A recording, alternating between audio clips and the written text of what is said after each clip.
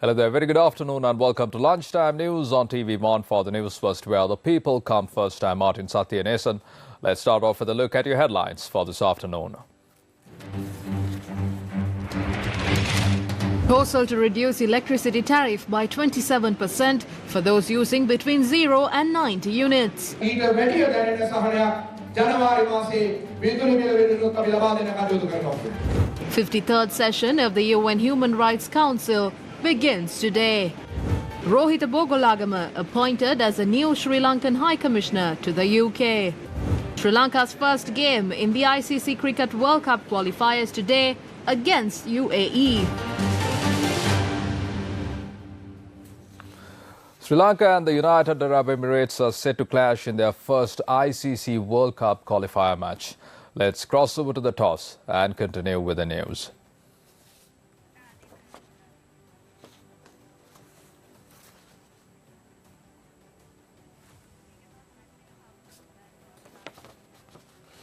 Well, the match will be broadcast by the TV1 and Sirius TV in a short while from now on. Sri Lanka have failed to qualify direct or get direct qualification for the World Cup main event, which to be held in India during the latter part of the year. However, Sri Lanka will have to face off some matches against some of the associates before getting qualifications for the main event, which will be which will be held in India in the year of 2023 latter part. Now, Sri Lanka had played a couple of warm-up matches against two associate sides before playing against the United Arab Emirates from today. This will be an exciting encounter, and Sri Lanka would want to basically gain qualifications for the main event to secure their chances and increase their chances in terms of winning the matches that will be held in India.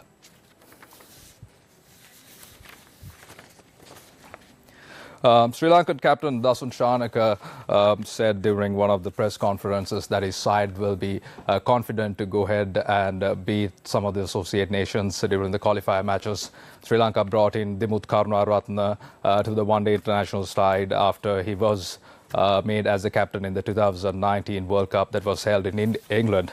And Sri Lanka would think that the opening combination of Dimuth Karunaratne and Pathum Nisanka will be an added advantage as we move forward. Let's cross over to the toss now.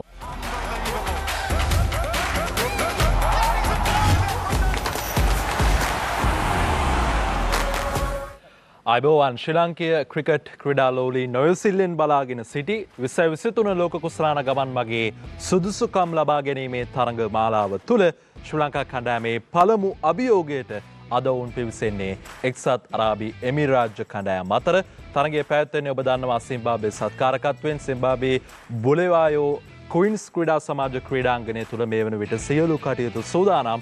ශ්‍රී ලංකාව සහ එක්සත් අරාබි එමිරාජ්‍ය කණ්ඩායම අතර මෙම තරඟය ආරම්භ වන්නට මීට පෙර අවස්ථා දෙකකදී එක්සත් අරාබි එමිරාජ්‍ය කණ්ඩායම සහ ශ්‍රී ලංකා කණ්ඩායම එක්දින පිටිය තුළ එකිනෙකා හමුව තිබෙනවා. එම අවස්ථා දෙකේදීම ජයග්‍රහණය හිමි කර ගන්නට සමත් වුණේ ශ්‍රී ලංකා කණ්ඩායමයි. අන් විශේෂම කාරණාව තමයි මේ අද තරඟයේ පැවැත්වෙන බුලෙවායෝ ක්වීන්ස් ක්‍රීඩා සමාජ ක්‍රීඩාංගණය තුළ ශ්‍රී ලංකා කණ්ඩායම එක්දින තරඟ 9කට ක්‍රීඩා කර ඉන් තරඟ 8ක ජයග්‍රහණය හිමි කරගෙන තිබෙනවා. අපි යනවා කාසීවාසී ඔරුගා බලන අවස්ථාවට. The UAE and Dasun Shanaka of Sri Lanka.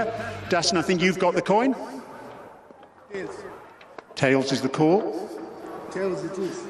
It's come down tails. Mohammed Wasim, you've won the toss. What are you going to do? We're gonna bowl first. What's your thinking then? Yeah, pitch is looking a bit moisture on the pitch. We will try to restrict them on the low total, and we are looking for some early wickets as well. Now, you've had a couple of matches in the warm-ups. You beat Nepal, but you lost to the West Indies. How have preparations been? Yeah, preparation is very good, and we will keep that momentum in this match as well. And you played Sri Lanka in the T20 World Cup in Geelong last year. Can you take anything from that? Yeah, we take some positive points from that match, and inshallah we will apply today, inshallah. And what do you make of Sri Lanka? Sorry? What do you make of Sri Lanka? We will inshallah. Any changes in your team? What can we expect from them today? Yeah, we will go with the good combination, spinners and fast bowlers. Mohammed Waseem, thank you very much indeed. Good luck for today. Thank you so much. Dasan? What would you have done if you'd won the toss? To be honest, we could have bowled first if we won the toss. Well, you played here in one of your warm-up matches. It did a little bit first up, didn't it? Are you aware of that? Yes, of course. The wicket was bit up and down, but it was not the centre wicket, so I expect a better wicket today. And you've got the prospect of bowling second with your spinners as well. You must be pleased about that. Of course, I'm very much pleased. It offers some assistance for the spinners in the later part of the game, so I expect the same today. And is everyone fit? Chamir is not fit, so he's not participating today. We got 7 batters and 4 genuine bowlers. OK, thank you very much indeed, Dasan. Best of luck for today. So that's the news from out here in the middle. The UAE have won the toss and they've decided to bowl. We're not too surprised, of course, about that because it is quite fresh in the mornings in Zimbabwe, a little bit chilly as well, so not that surprising. And to discuss all of this, I've got former New Zealand international Mitch McClenaghan with me. Mitch, you're joined by Russell Arnold, but I'm going to start with you. What are the teams getting out of this? It's a qualifying tournament. The World Cup is so close. What are they getting out of this? Well, Sri Lanka, obviously, you're hoping to qualify for the World Cup. And from a UAE perspective, it's all guns blazing for them. They've just got to come out and play with a fearless style of cricket, get out there, get after it, and try and put some pressure on early against Sri Lanka here today. It's an opportunity for the young guys and a few of the older, more experienced guys to really show their wares on such a great stage. Russell, Sri Lanka's been there, done that. They usually have very good results in ICC tournaments. They always do well. But it's been a little struggle in the last year or so with ICC tournaments. What's happening with the team? Yeah, qualifying has been an issue. Consistency has not been there. They're very skilled, and now and again they surprise opposition with some tremendous performances. They have to keep doing the basics for long, as simple as that. But coming into this tournament, Mitch mentioned for UAE, it's such a great opportunity. But for Sri Lanka, a lot to lose. It can be a pressure tournament, hence they have to start very, very strong and make sure that they're in front of the game and ahead of everyone. Well, this match has started off with a toss going the way of the UAE. They've chosen to have a bowl first, which is not surprising. What will the surface offer? Let's find out from Ed Rainsford. Yeah, naturally, just looking at the surface, yeah, there's a bit of grass on the far end, and this end is pretty bare. But just listening to the captains, both of them wanted to have a bowl, and that's because of the freshness in the air and the freshness on this particular surface. Now, you talk about historical information, 80 games played, yeah, and the team batting second has won more often than not. But in the last 10, 6 games have been won batting first. So it's interesting that both captains wanted to have a bowl, and it's also quite interesting that all of them feel that this surface is better than the practice wicket. It does look good, but I think you need to apply yourself because it's going to be a bit slow coming on initially, but I think as the day gets on, I think it'll be good for batting. Good for batting as it moves along. So that does mean UAE have obviously got to bowl first. Now, Russell, looking at the makeup of the Sri Lankan team, what do you make up of the makeup? It's a good team. It's a team that... As you witnessed through the footages received from Bulawayo exclusively, United Arab Emirates won the toss and elected to field first. Let's continue with the news. A warrant was issued for the arrest of former Sri Lankan Minister Vimal Weerawansa for failing to appear in court for a legal matter on Monday. The case filed for staging a protest obstructing the main road opposite the UN compound in Colombo and for disrupting public order and vehicular movement on the day former United Nations High Commissioner for Human Rights Prince Zaid Ra'ad Al Hussein visited Sri Lanka in 2016 was taken up in the presence of Colombo Chief Magistrate Prasanna Dialvis on Monday. Vimal Weerawansa, who was named as the first suspect in the case, did not appear in court. Veerakumara Disanayake, another suspect in the case, also did not appear in court on Monday, and he produced a medical report to the court via an attorney. The other suspects in the case, Mohammad Muzammil, Jayantha Samravira, Roger Seneviratne and PSRI Vijayanayake, appeared in court on Monday. The Colombo Chief Magistrate noted that the suspects taking turns to not appear whenever the case is called up would lead to a situation where the case could never be examined. The Chief Magistrate announced in open court that if the suspects continue to evade court, they would also be placed in remand custody in order to examine the matter. Sri Lanka's Minister of Power and Energy, Kanchana Vijayasekara, stated that electricity tariff for those who use less electricity will likely be reduced by 27%. Speaking to a gathering in Navalapitiya, the minister said that a tariff revision of 27% was proposed for those using 0 to 90 units of electricity per month. Many people think that Gotabaya was the president and he called for power cuts. Since the latter part of 2014, the electricity generation system has not been operated properly. So last year, we had to go to a 12 to 14-hour power cut. No power plants were built in the country after 2015. That is the reality.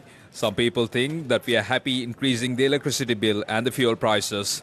It is not like that. We are reducing an amount in the June revision. We have proposed to reduce the electricity bill by 27% for those units that use minimum level of electricity from 0 to 30, 30 to 60, 60 to 90. In January, we have one more step. We are working to give more relief on the electricity bill in the month of January by working on a fixed program. The minister also said despite maintaining opposing policy decision, he would continue to work with the president to uplift the country.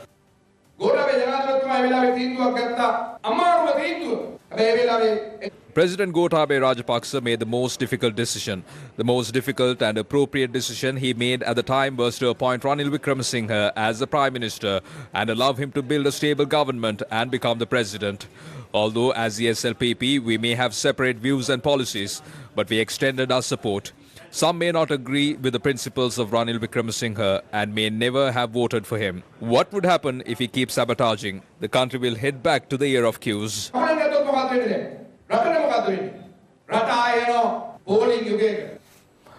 The United Nations Human Rights Council will hold its 53rd regular session from the 19th of June to the 14th of July 2023 in Greece.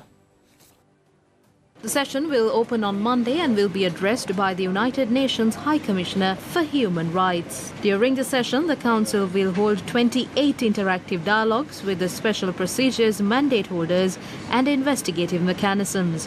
On Wednesday, 21st June, the Council will hear oral updates on the situation of human rights in Sri Lanka and Nicaragua.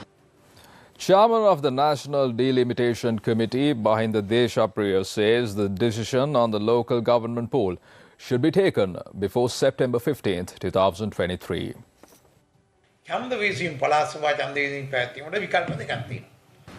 There are two options for local government polls. One is to go the old way or setting up a review committee. It is necessary to somehow hold this election. Postponing the provincial council elections is against the provisions of the constitution. My personal opinion is that the government will take a decision on a date for one of these two polls before September 15th, which is World Democracy Day, and hold both or one of these polls before Christmas.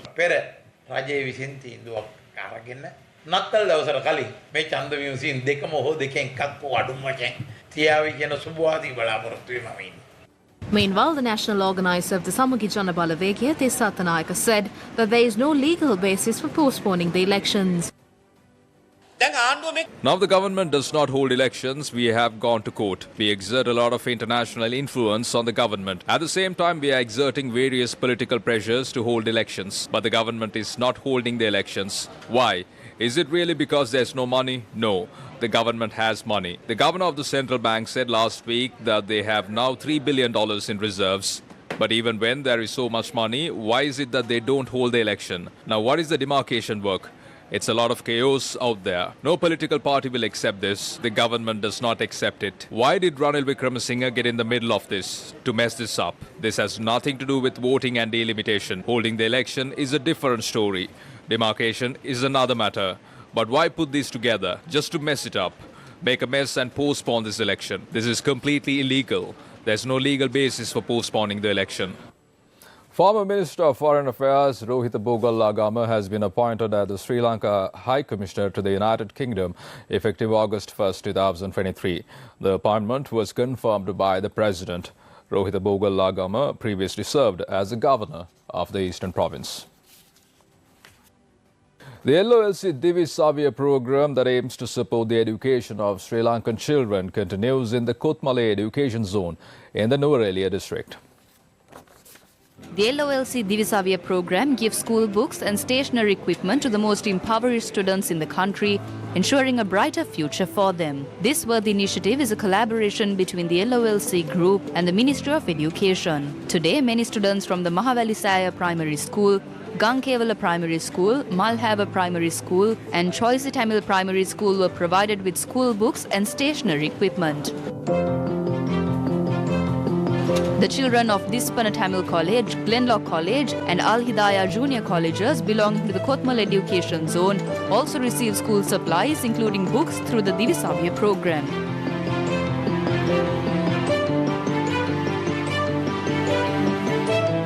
The LOLC Divisavya program will continue to ensure a better future for all school children in Sri Lanka.